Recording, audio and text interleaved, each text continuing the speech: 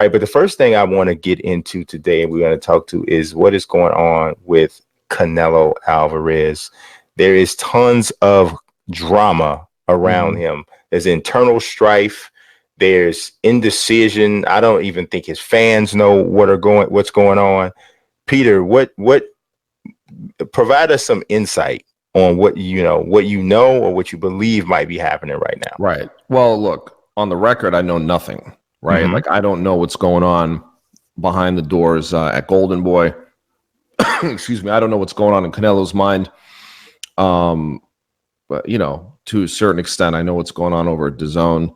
But, really, and I think we talked about this last week because this was already brewing. This was already a story, and it hasn't really been resolved. And furthermore, since the IBF stripping him, since his September 14th date had already been canceled, and then he was ordered to fight Derevyanchenko, and that fallen apart and him getting stripped. Now Ryan Garcia has come out talking about his frustrations. I think that what happens is I think there's a lot of moving parts, right?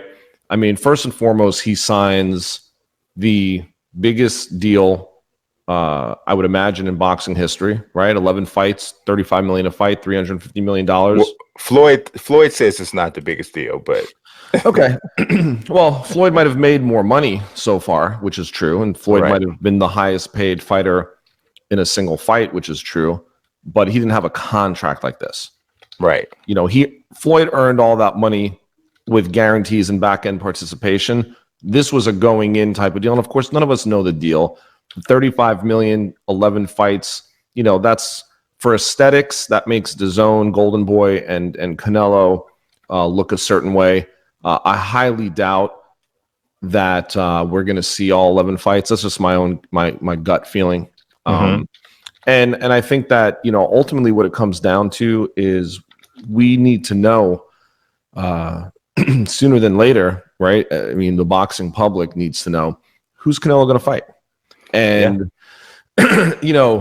so I will say this. I did speak to someone at DAZN, and we went back and forth because I did write a story this past week in Forbes about this whole topic, how, it might be a blessing, Canelo getting stripped.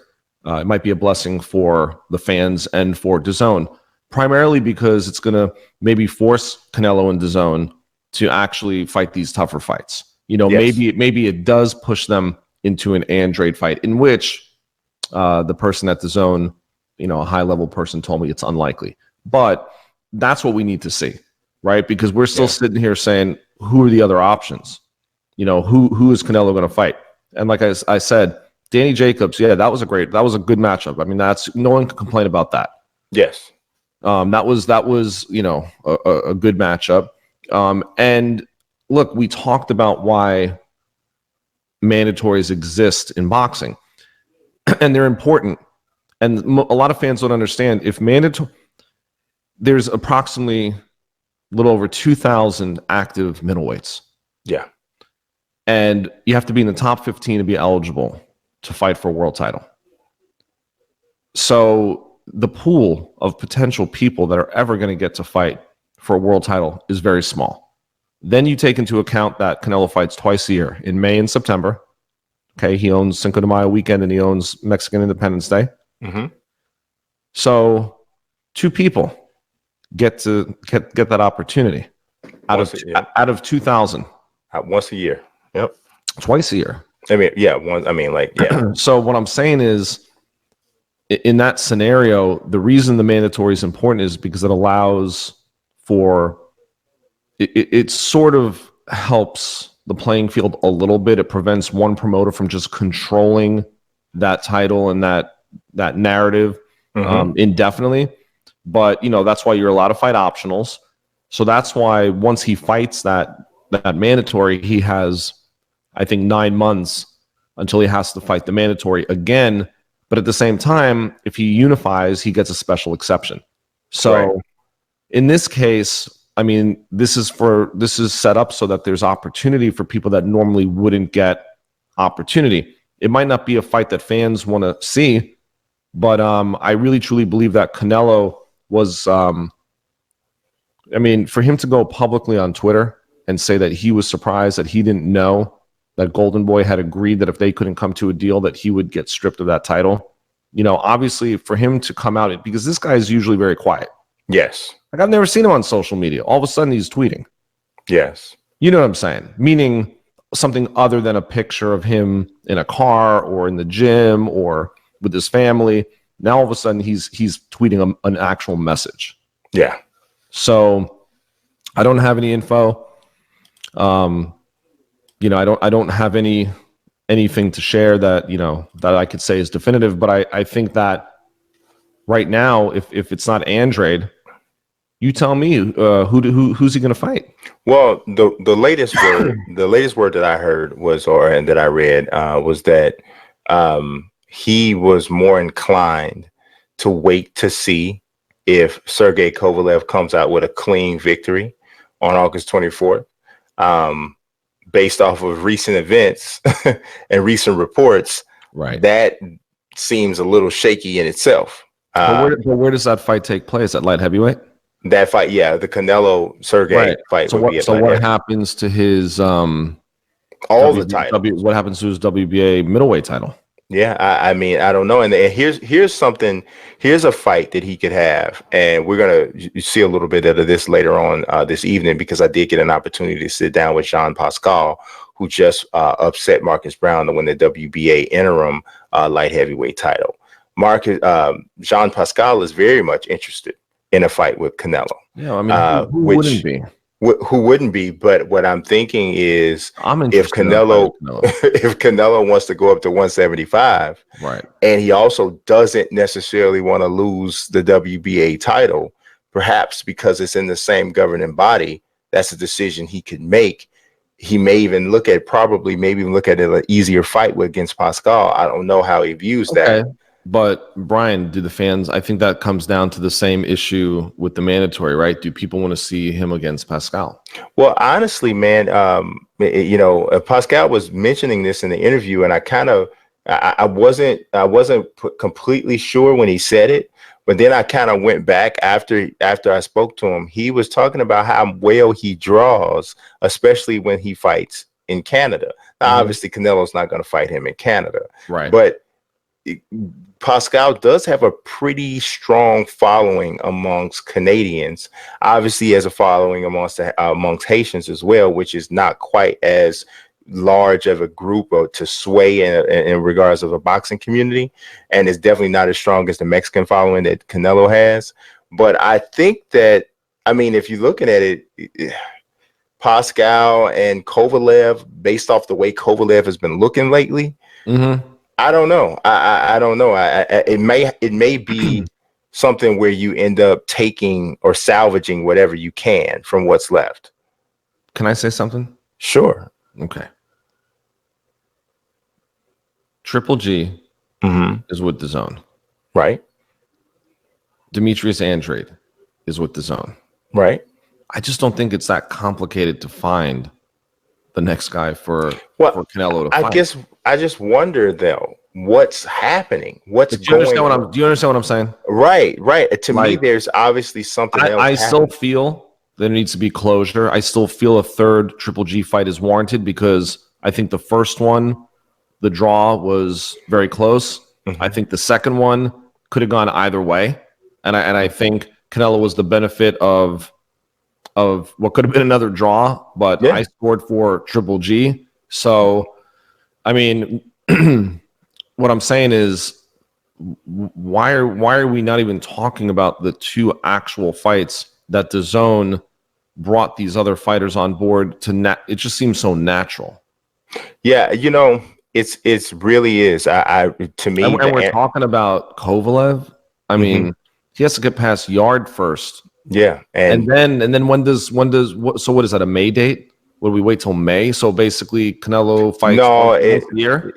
From my understanding, it seemed like it would be another December date, like he did with Fielding. Yeah, I don't think Kovalev's going to turn around that quickly.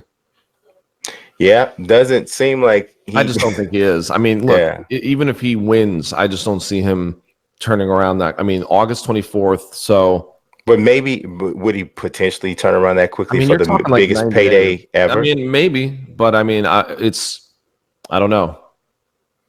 So I don't know. I Maybe. mean, we'll clearly see. But I totally understand what you're saying. Why are we acting like there's no obvious connection between him and Andrade and him and Right. Golovkin? Because Like, from what I understand, mhm. DAZN's not trying to avoid those fights. They're trying to make those fights. Yeah, So it's not somebody else is DAZN. doing it. Somebody else is avoiding those matchups because DAZN, I know this because I've spoken to people there. Like that was the whole idea.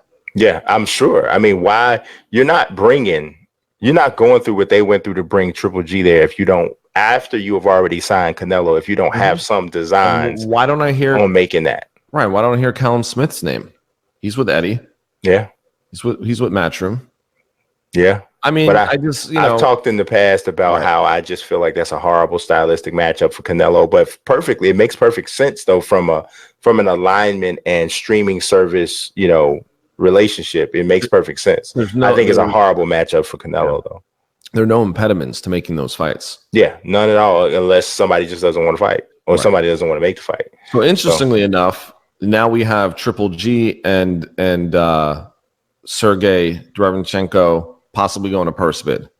So now we have them not I'm telling you, lose like the master of not making a deal for like the past couple of weeks now.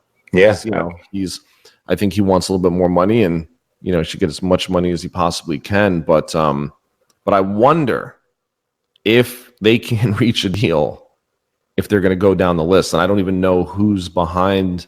Yeah, I'd have to. Who's behind Derevyanchenko? Well, I think he's ahead of Triple G. I don't know. Yeah, I can tell you that in a second. But we do have a comment from Peter Liu, and Peter Liu is saying that the zone makes more money with Canelo Triple G3, and that's the fight that everybody wants. So, I want to ask him. Just fair question. Mm-hmm. How do they? I want him to answer it. Peter, how do they make more money? How do they make more money with? How does DAZN make more money?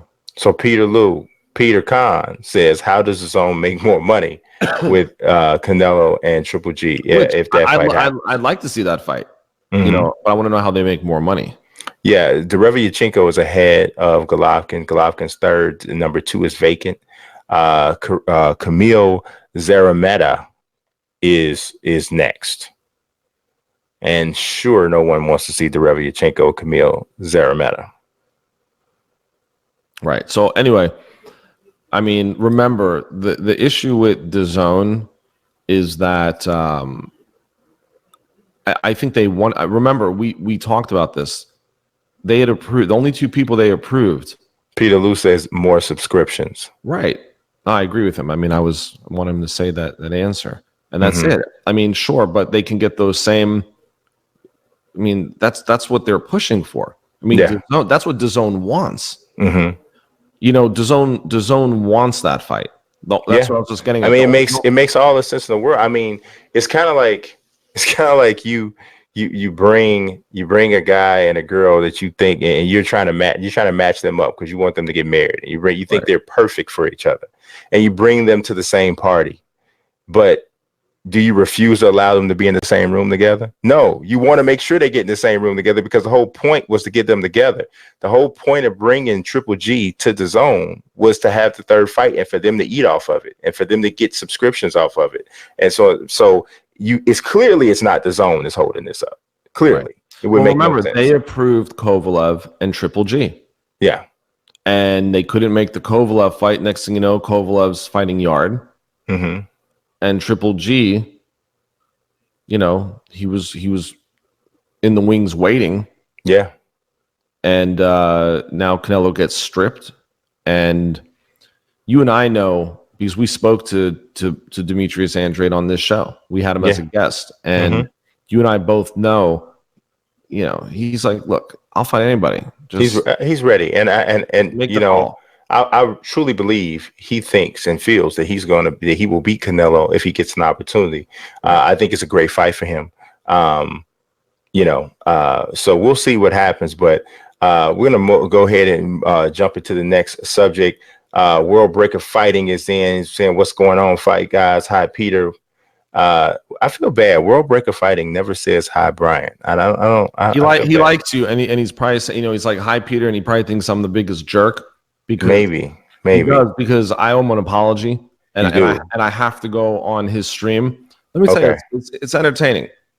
Yeah. He's entertaining, and I like talking to him. I text with him and message with him offline, and I got to tell you, I like his attitude because he's patient with me because Brian, Yes. like during the day, I'm running a business, right?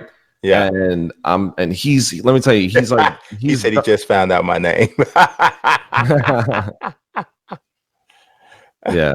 So let me tell you though, I like him though, and everyone should tune in. By the way, so he should give himself a shout out in the chat. See, Because I feel good. yeah, Every there day. you go, there you go. Let I me tell just you, found yeah, beautiful. But it's no, it's entertaining. Look, he gives his own take, and he has a particular point of view, and he says things that he brings things into the conversation that a lot of people don't want to, I guess, talk about sometimes. Yeah. A Yeah. lot of talk about race and boxing, and Yeah. I can be that guy as well. So, you know what I mean? So, because yeah, sometimes offline, Peter and I will have right. conversation, and I'll say something to Peter, and Peter's like, "Oh my God." Yeah. But listen, it's a reality, and it is a reality. And so I'm just curious what his take is, because, what's his take on the whole Canelo situation too. I'm just, I know he had been talking about a lot about that over the past couple of days. Sure. But Sure. All right. So, but you could definitely chime that in, a world breaker, and we'll definitely get to it.